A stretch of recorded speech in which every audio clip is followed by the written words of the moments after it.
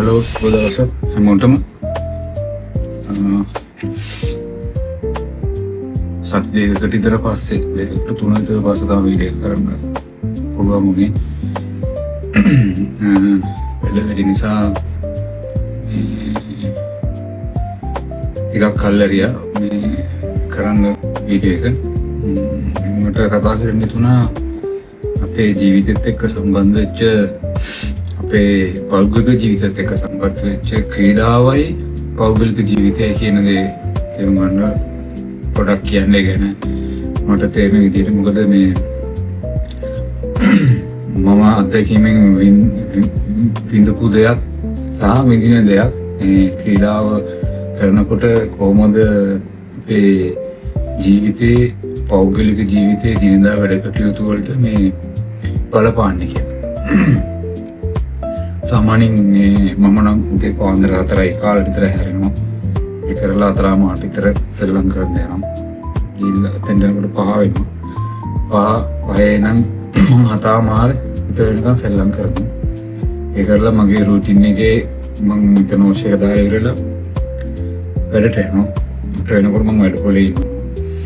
ඒ කරලා හරියට 6:00 විතර වෙනකන් වැඩ කරනවා. කන්ටිනියු ඒ පැය ගන්න දිගටම වැඩ කරනවා. ඒ ජොබ් එකේ දරා ගැනීමේ ශක්තිය මට දුන්නේ මේ ක්‍රීඩාව.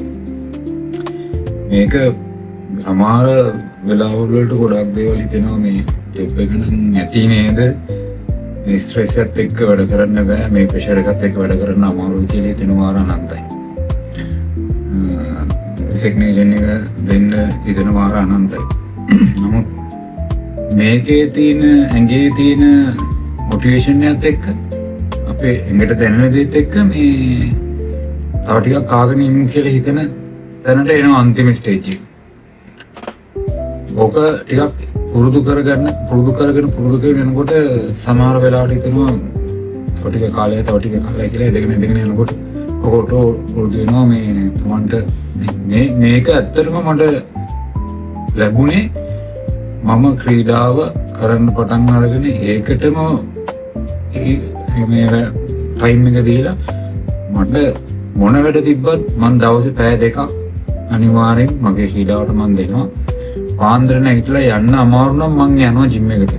ගිහිල්ලා ඉන්නවා ටිකක් වෙලා විනාඩි 20ක් 15ක් විතර ඉන්නවා. අනේ මිනිස්සු උස්සන ජිම් එකේ පොඩ සෙල්ලම් කරන දිහා බලන් ඉන්නවා. මම නිකම්ම මට ඊට පස්සේ මගේ අර ඇඟේ තියෙන අමාරුව මට බෑ කියලා හිතෙන දේ නැති වෙලා යනවා. ඊට පස්සේ මම මගේ වර්කවුට් එක මම කරගෙන යනවා. මම හිතන්නේ අඩුම ගානේ ජිම් එකට ගිහිල්ලා බොන වතුර ලීටර 2 හරි මට වටිනවනේ කියලා හිතලා තමයි යන්නේ.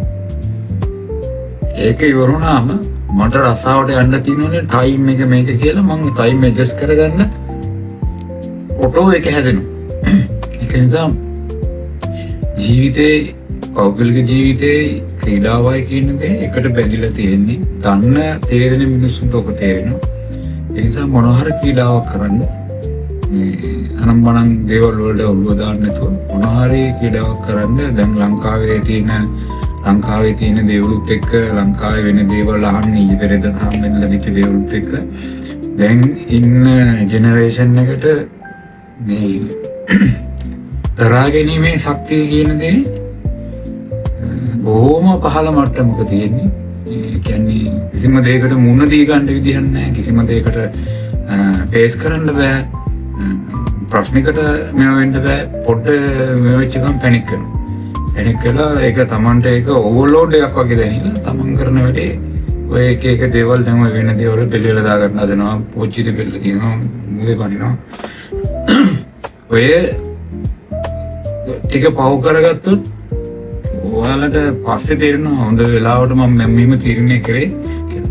වැරදි තීරණයක් ගත්තොත් දුක් විඳින්නේ තමන්ගේ වටපිටාවේ ඉන්න පවුලේ මිනිස්සුයි, හොඳ යාළුවෝයි හැම දෙනාටම ඒක ගොඩක් බලපානවා.